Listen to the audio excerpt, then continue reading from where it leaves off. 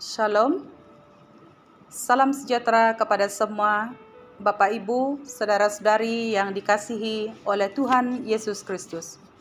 Kiranya damai sejahtera dari Allah menyertai dan memberkati kita semua pada pagi hari ini. Segala pujian dan syukur kita naikkan kepada Tuhan yang telah memimpin dan menyertai kehidupan kita sepanjang hari-hari yang telah berlalu, sehingga pada pagi hari ini kita berkesempatan untuk beribadah kepada Tuhan walaupun masih dalam keadaan secara online. Ya Bapak Ibu, Saudara-saudari yang saya kasih oleh Tuhan, pada pagi ini kita akan belajar dari firman Tuhan dengan sebuah tema yang akan saya bawa untuk kita pada pagi hari ini, yaitu hidup yang penuh pengharapan.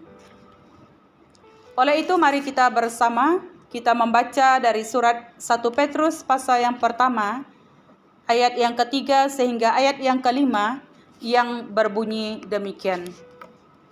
Ayat yang ketiga, terpujilah Allah dan Bapa Tuhan kita Yesus Kristus, yang karena rahmat-Nya yang besar telah melahirkan kita kembali oleh kebangkitan Yesus Kristus dari antara orang mati, kepada suatu hidup yang penuh pengharapan, untuk menerima suatu bahagian yang tidak dapat binasa, yang tidak dapat cemar, dan yang tidak dapat layu, yang tersimpan di sorga bagi kamu, yaitu kamu yang dipelihara dalam kekuatan Allah, karena imanmu, sementara kamu menantikan keselamatan yang telah tersedia untuk dinyatakan pada zaman akhir. Nah, saudara-saudari yang dikasihi oleh Tuhan, setiap manusia atau setiap diri kita pasti memiliki sebuah pengharapan. Setiap hari apabila kita bangun, kehidupan kita, pekerjaan kita, atau apa yang kita usahakan selalu ditunjang atau didorong oleh sebuah pengharapan. Misalnya dalam menyekolahkan anak-anak, tentu kita ada harapan supaya mereka akan berjaya di dalam hidup mereka pada suatu hari nanti. Dan demikian juga baik dalam usaha dan pekerjaan kita pun, pasti juga kita ada harapan untuk masa depan yang lebih baik. Namun saudara, pengharapan manusia atau pengharapan kita selalu bertumpu atau berfokus kepada hal-hal lahiriah yang ada di dalam dunia ini, yang tentunya bersifat sementara dan yang tidak kekal. Tetapi tahukah saudara bahwa sebagai orang Kristen atau orang yang percaya kepada Tuhan, kita memiliki sebuah pengharapan yang jauh lebih tinggi nilainya dari apapun yang berharga di dalam dunia ini. Pengharapan kita tentunya berbeza dengan pengharapan orang-orang yang tidak percaya kepada Tuhan. Orang-orang yang hidup di luar Tuhan, mereka mengandalkan harapan mereka kepada harta dunia ini, kepada kekayaan, kepada kesenangan-kesenangan yang ada di dalam dunia ini. Tetapi bagi orang yang percaya kepada Tuhan, harapan kita tidak terletak pada harta atau kekayaan yang ada di dalam dunia ini, yang sifatnya sementara atau fana, ataupun kepada kesenangan yang ada di dalam dunia ini, karena semuanya itu akan membawa kita kepada suatu harapan yang sia-sia. Tetapi pengharapan di dalam Tuhan adalah pengharapan yang kekal dan sejati. Karena itu saudara, kembali kepada teks yang telah kita baca tadi, sedikit latar belakang daripada teks ini adalah surat 1 Petrus adalah surat yang ditulis oleh Rasul Petrus yang ditujukan kepada orang-orang Kristen ataupun umat pilihan Allah yang tersebar ataupun terserak di perantauan di seluruh bahagian utara Asia Kecil. Dan hal ini dapat kita lihat pada ayat yang pertama yang dituliskan dari Petrus, Rasul Yesus Kristus, kepada orang-orang pendatang yang tersebar di Pontus, Galatia, Kapadokia, Asia, dan Bitinia. Dan orang-orang percaya yang tersebar ini, mereka disebut sebagai orang-orang pendatang, yaitu orang-orang Kristen Yahudi yang terserak ke seluruh dunia di wilayah-wilayah kekaisaran Romawi akibat penganiayaan kepada orang-orang Kristen pada waktu itu. Nah, Petrus menuliskan surat ini dengan tujuan untuk menguatkan atau meneguhkan iman orang-orang percaya yang sedang mengalami tekanan yang berat akibat penganiayaan. Mereka dianiaya, mereka disiksa, bahkan harta-harta mereka dirampas. Dan keadaan ini tentu saja boleh melemahkan iman dan mungkin saja mereka boleh kehilangan harapan mereka di dalam Tuhan. Karena itu, Petrus memberikan dorongan dan nasihat kepada mereka dan mendasarkan keyakinan atau pengharapan mereka kepada apa yang telah Allah sudah lakukan atau kerjakan bagi mereka di dalam Yesus Kristus. Nah, saudara, pengharapan adalah kata yang selalu diucapkan oleh orang-orang percaya. Namun, tidak banyak juga orang yang benar-benar memahami arti dan tujuan pengharapan. Nah, di dalam bahasa Yunani, kata pengharapan ditulis sebagai elpis, yang menjelaskan bahwa harapan berarti suatu keyakinan, apa yang diharapkan atau alasan untuk berharap. Nah, berarti pengharapan adalah suatu keyakinan kita kepada Tuhan. Kita yakin dan percaya kepada Tuhan dan percaya kepada janji-janjinya, dan itulah pengharapan kita, saudara. Nah, di dalam teks ini juga, Petrus mengarahkan pembaca atau penerima suratnya, yaitu orang-orang Kristen yang berada di perantauan, kepada apa yang telah Allah telah lakukan, yaitu Allah telah mengaruniakan hidup yang baru atau melahirbarukan orang-orang yang percaya melalui kebangkitan Yesus Kristus. Maka jelas di sini bahwa kebangkitan Yesus dari antara orang mati menjadi suatu dasar orang-orang Kristen ataupun orang-orang percaya memiliki hidup yang penuh pengharapan. Nah, oleh itu saudara, pengharapan kita adalah suatu pengharapan yang hidup. Mengapa pengharapan ini dikatakan suatu pengharapan yang hidup? Oleh karena apa? Oleh karena Yesus bangkit dari antara orang mati. Jika Yesus mati dan tidak bangkit, maka sudah tentu tidak ada pengharapan. Karena itu kebangkitan Yesus adalah dasar yang teguh dan kukuh yang menyebabkan kita memiliki pengharapan, dan pengharapan itu adalah pengharapan yang kekal dan sejati. Nah, kita kembali kepada teks yang telah kita baca, dan di dalam 1 Petrus pasal yang pertama ayat yang ketiga hingga yang kelima, maka kita mempelajari ada 3 hal penting yang menghasilkan hidup yang penuh pengharapan, seperti yang disampaikan oleh Rasul Petrus di dalam bahagian ini.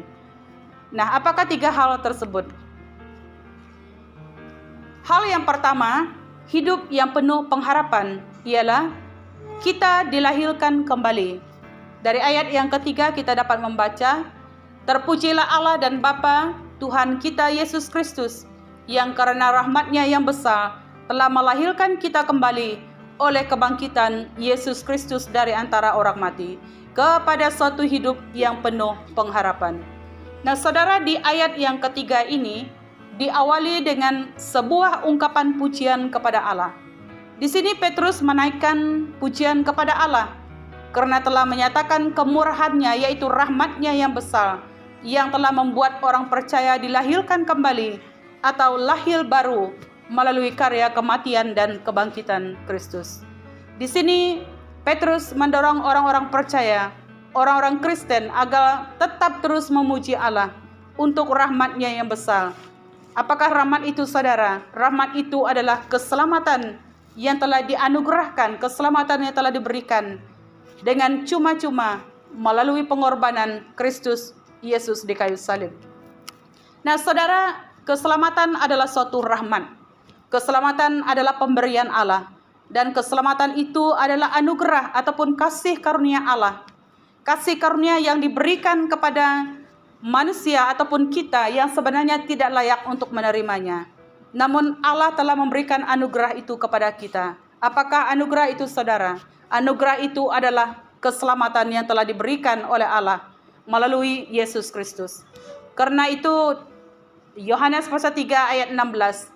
Di situ kita boleh melihat, karena begitu besar kasih Allah akan dunia ini, dan Dia telah memberikan anaknya yang tunggal, supaya setiap orang yang percaya kepadanya tidak binasa, melainkan beroleh hidup yang kekal. Nah, karena itu saudara, ungkapan pujian karena rahmat Allah ataupun anugerah Allah yang telah melahirkan kita kembali oleh kebangkitan Yesus haruslah menjadi alasan ataupun dasar untuk kita selalu memuji Allah dan bersyukur kepada Tuhan. Kebangkitan Yesus menunjukkan bahwa Allah menerima kematiannya sepenuhnya untuk menebus kita. Kebangkitan Yesus juga menyatakan dia menang di atas maut dan atas kuasa maut dan kematian. Maka kebangkitannya lah membuat hidup kita memiliki pengharapan. Karena itu saudara, marilah kita bersyukur untuk rahmat atau anugerah Allah. Jangan hanya memuji Allah atas alasan-alasan secara jasmani sahaja. Contohnya kalau kita mendapat pekerjaan yang baik lalu kita memuji Tuhan. Kita naik pangkat di dalam pekerjaan kita memuji Tuhan dan bersyukur. Dan hal-hal jasmani, berkat jasmani yang kita terima, kita memuji Tuhan. Ya, semua itu tidak salah. Tetapi pernahkah kita memuji Allah atas keselamatan yang cuma-cuma yang Allah telah berikan kepada kita? Pernahkah kita memuji Allah dan bersyukur untuk kasih-Nya yang begitu besar kepada kita, yang telah mengampuni kita, yang telah menebus kita, menyelamatkan kita, dan mengangkat kita menjadi anak-anak-Nya? Saudara, inilah hal yang utama. Mengapa kita harus memuji Allah? Inilah hal yang utama yang menjadi dasar untuk kita bersyukur kepada Tuhan, yaitu bersyukur di atas anugerah atau rahmat-Nya yang begitu besar, yaitu keselamatan yang telah dianugerahkan kepada kita di dalam Yesus Kristus. Yang oleh Yesus kita dihidupkan kembali kepada suatu hidup yang baru oleh kebangkitan Yesus. Apa artinya, saudara? Artinya adalah manusia lama kita sudah dimatikan. Manusia lama kita sudah ditanggalkan oleh peristiwa pengorbanan Kristus di kayu salib. Dan sekarang ataupun kini kita sudah dilahirkan kembali. Kita hidup baru. Kita dihidupkan kembali secara rohani menjadi manusia yang baru yang memiliki pengharapan di dalam Yesus. Nah, mengapa perlu dilahirkan kembali? Di dalam bacaan kita tadi kita menemukan kata melahirkan kita kembali oleh kebangkitan Yesus. Nah, maka kita melihat di dalam Yohanes pasal yang ketiga, Yesus di dalam percakapannya dengan Nikodemus berkata, sesungguhnya jika seorang tidak dilahirkan kembali, ia tidak dapat melihat kerajaan Allah. Saudara, jika kita masih ingat cerita ini, Nikodemus adalah seorang pemimpin agama Yahudi, seorang Farisi yang taat kepada hukum Taurat. Dan sudah pasti Nikodemus adalah orang baik, orang yang saleh dari hukum agama, namun tidak mengerti hal-hal rohani. Dia tidak mengerti apa dimaksudkan oleh Yesus dengan dilahirkan kembali. Nah, dilahirkan kembali atau lahir baru adalah suatu kehidupan yang telah diubah, suatu peralihan dari hidup lama yang berdosa ke hidup baru di dalam Yesus. Dan hidup baru ini, saudara, tidak dilakukan atau dikerjakan oleh kita sendiri. Hidup baru atau lahir baru adalah pekerjaan Roh Kudus yang membuat seseorang bertobat, meninggalkan hidup lama, lalu berpindah ke hidup baru yang dipimpin oleh Roh Kudus. Dan inilah hidup yang penuh pengharapan seperti yang digambarkan oleh Petrus pada ayat yang ketiga ini, yaitu hidup yang telah diubah menjadi ciptaan yang baru di dalam Tuhan. Maka hidup yang penuh pengharapan yang kita miliki itu adalah karya Allah oleh Yesus Kristus dan yang dikerjakan oleh Roh Kudus di dalam kita yang melahirkan kita kembali sehingga kita diperbaharui manusia rohani kita supaya kita beroleh hidup yang kekal di dalam Yesus Kristus. Saudara, ketika kita beriman dan membuka hati kita kepada Allah, percaya kepada Yesus Kristus, itulah bahagian kita masuk di dalam rencana Allah, rencana ilahi, yaitu hidup yang penuh dengan pengharapan itu. Dan hidup yang penuh pengharapan inilah yang mendorong kita untuk terus setia di dalam iman kita dan kasih kita kepada Tuhan. Karena itu, saudara, kita belajar pada bahagian yang pertama ini, bahwa oleh kebangkitan Kristuslah Ia telah melahirkan kita kembali kepada suatu hidup yang penuh pengharapan, kepada suatu pengharapan yang hidup, pengharapan yang kekal, dan pengharapan yang sejati di dalam Kristus. Nah, maka itu, Bapak Ibu, saudara-saudari yang saya kasih oleh Tuhan, hal yang kedua yang dapat kita pelajari daripada bahagian ini adalah hidup yang penuh pengharapan yaitu kita memperoleh suatu bahagian yang tidak dapat binasa. Ayat yang keempat berkata, untuk menerima suatu bahagian yang tidak dapat binasa, yang tidak dapat cemar, dan yang tidak dapat layu, yang tersimpan di sorga bagi kamu. Nah, di ayat keempat ini, Petrus melanjutkan pengharapan akan hidup yang kekal itu dengan apa yang akan mereka terima di surga sebagai warisan, atau lebih tepatnya dalam bahasa asli disebut sebagai warisan. Orang-orang yang sudah lahir baru yang menjadi anak-anak Allah akan menjadi ahli waris untuk mendapat bahagian kekal di dalam kerajaan surga. Roma 8 ayat 17 berkata, jika kita adalah anak, maka kita juga adalah ahli waris. Maksudnya orang-orang yang berhak menerima janji-janji Allah. Oleh karena kita adalah anak, maka kita juga adalah ahli waris, maka kita berhak menerima janji-janji Allah. Dan Allah memberikan hidup kekal ini melalui kelahiran kembali, melalui lahir baru kepada orang-orang yang telah lahir baru di dalam Tuhan dan yang diangkatnya menjadi anak-anak Allah. Dan mereka inilah yang berhak untuk menerima janji-janji Allah, menerima bahagian kekal di dalam kerajaan surga. Ibrani 9 ayat 15, supaya mereka yang telah terpanggil dapat menerima bahagian kekal yang dijanjikan. Nah, siapakah orang-orang yang terpanggil ini, saudara?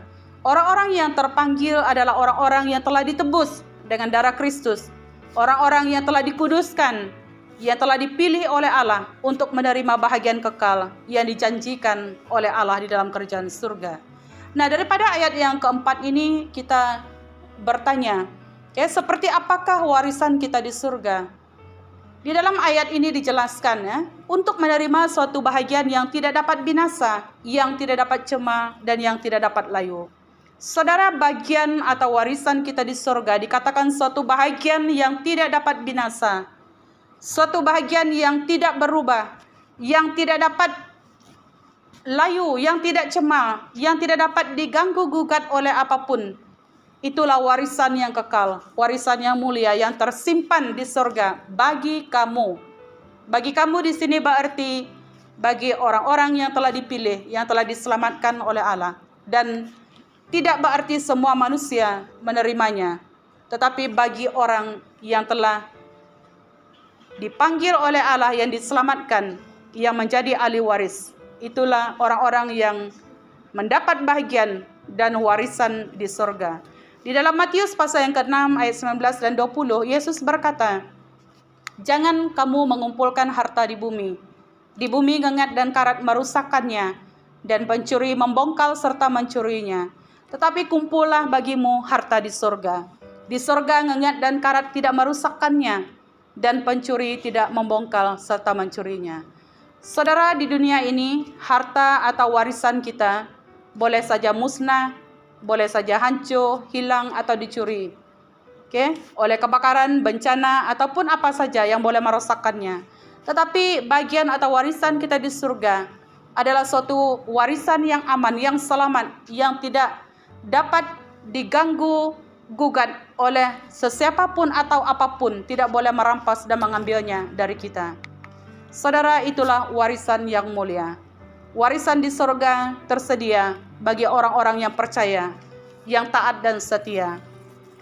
Hidup kekal yang dijanjikan oleh Allah bagi setiap orang yang berkenan kepadanya, yang memelihara hidupnya, yang memelihara imannya dan kesetiaannya sampai kepada akhir.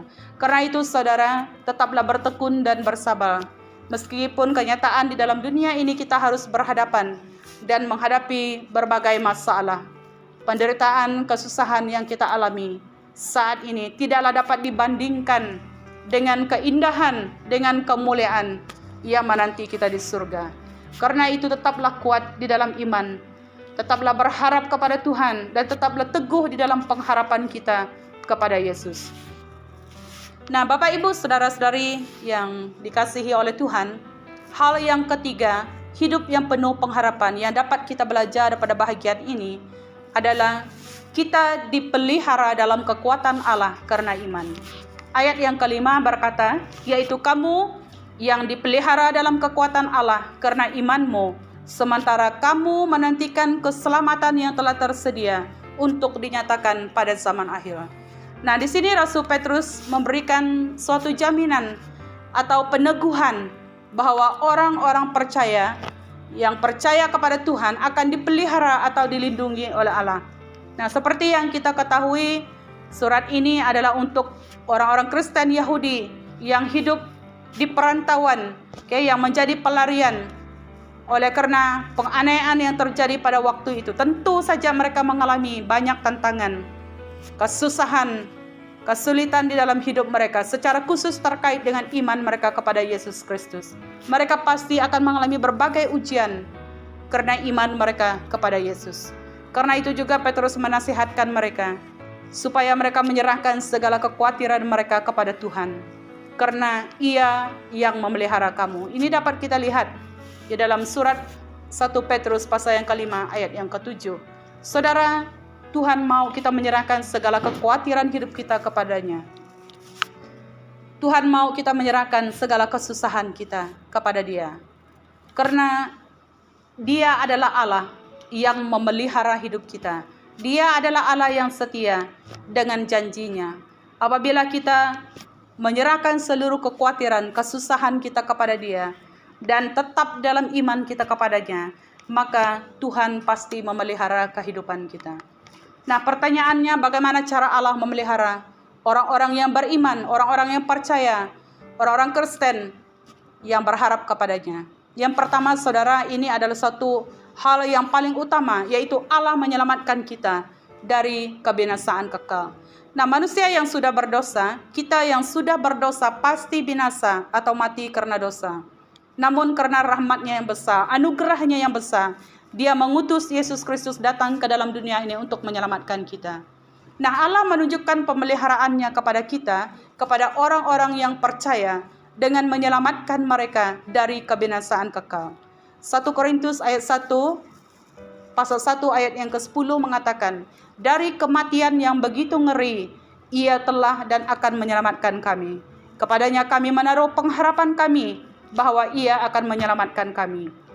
Nah, Allah melalui pengorbanan Yesus Kristus telah menyelamatkan kita dari hukuman kekal, kematian yang mengerikan, yaitu di dalam neraka. Dan inilah pemeliharaan Allah, di mana Allah menunjukkan kasih-Nya kepada umat-Nya, kepada orang-orang pilihan-Nya, kepada orang-orang yang percaya. Allah menyelamatkan kita daripada kebinasaan yang kekal, di mana Allah mengasihi kita, menyatakan rahmat dan anugerah-Nya dengan mengorbankan Yesus di kayu salib sebagai ganti bagi hukuman dosa kita, supaya kita ditebus, diselamatkan, diampuni, dan kita boleh beroleh kehidupan yang kekal di surga bersama-sama dengan Tuhan. Inilah satu anugerah dan inilah satu rahmat yang luar biasa yang telah diberikan oleh Allah kepada kita. Allah menunjukkan pemeliharaan-Nya kepada kita dengan menyatakan kasih-Nya yang begitu besar melalui apa yang telah Allah kerjakan di dalam Yesus Kristus bagi kita. Nah, Ia juga telah melepaskan kita dari kegelapan kepada terang. Di dalam Kolose pasal yang pertama ayat 13, Allah melepaskan kita dari kuasa kegelapan dan memindahkan kita ke dalam kerajaan anak-Nya yang kekasih. Saudara, inilah hal yang harus kita syukuri di dalam hidup kita, karena Tuhanlah dan Allah yang telah mengerjakan keselamatan itu di dalam kita, dengan melepaskan kita daripada kuasa kegelapan, daripada kuasa setan dan iblis, sehingga kita beroleh terang dan dipindahkan ke dalam kerajaan Allah oleh karena belas kasihan Tuhan. Dan yang kedua, saudara, bagaimana Allah memelihara kita? Yang kedua, Allah menghibur, berarti Allah bersama, menyertai kita di dalam penderitaan. Nah, di dalam kehidupan kita di dunia ini, kita tidak dapat menghindari kesulitan, masalah, penderitaan yang terjadi di dalam dunia ini. Bahkan dalam situasi yang masih ada pada hari ini dengan keadaan pandemik ini, orang-orang Kristen, orang-orang percaya, kita pun tidak terkecuali daripada situasi ini. Bahkan masalah-masalah lain yang terjadi seperti bencana alam. Jadi kita hidup di dalam dunia yang sudah rusak, dunia yang sudah jatuh di dalam dosa. Dan tentunya kita akan mengalami berbagai penderitaan. Namun saudara, kita bersyukur kepada Tuhan oleh karena ada janji Tuhan bahwa Dia akan menyertai kita dan memberikan kita penghiburan dan kekuatan melewati semua masalah-masalah di dalam hidup kita. Roh Kudus diberikannya sebagai penghibur bagi kita.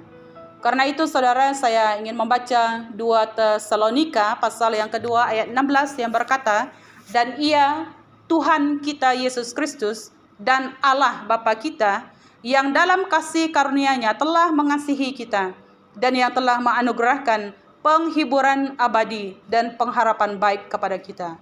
Saudara, kasih karunia Allah adalah seperti mata air dan sumber segala kebaikan yang kita miliki atau yang kita harapkan. Pemilihan Allah, penetapan Allah, pembenaran dan keselamatan kita, semuanya itu adalah berkat kasih karunia Allah di dalam Yesus Kristus bagi kita. Nah, dari kasih karunia inilah penghiburan dari Roh Kudus mengalir di dalam hati kita. Kita dihiburkan, kita dikuatkan di tengah-tengah masalah, pergumulan, persoalan yang kita alami dalam hidup ini. Kita kuat oleh karena penghiburan dan penyertaan Roh Kudus menyertai kita. Dan penghiburan ini didasarkan oleh karena adanya pengharapan di dalam Tuhan. Oleh sebab itu, saudara, sekalipun kita mengalami kesukaran, kesulitan, masalah di dalam hidup kita di dalam dunia ini, marilah kita tetap bersuka cita, karena Allah menopang kita dengan kebaikan dan kesetiaan-Nya. Percayalah bahwa Allah setia. Allah setia dengan janjinya. Karena itu tetaplah teguh, tetaplah kuat dan berpegang kepada iman kita sampai kepada akhir hidup kita. Karena hidup kita adalah hidup yang penuh pengharapan. Ada janji dan pengharapan di dalam Yesus Kristus bagi orang-orang yang berharap dan orang-orang yang setia di dalam imannya kepada Yesus. Dan hidup kekal itu tersedia bagi orang-orang yang percaya dan yang setia kepadanya. Karena itu Bapak Ibu, saudara-saudari yang saya kasih oleh Tuhan, sebagai penutup untuk firman Tuhan pada hari ini, sekali lagi yang pertama, hidup yang penuh pengharapan itu adalah karena kita telah dilahirkan kembali. Kita lahir baru oleh karena anugerah Allah. Kita dipilih, kita diselamatkan, dan kita ada di dalam rencana Allah yang sempurna. Yang kedua, hidup yang penuh pengharapan itu adalah Allah telah menyediakan bagian atau warisan kita di surga, suatu bagian atau warisan yang kekal dan yang tidak dapat binasa.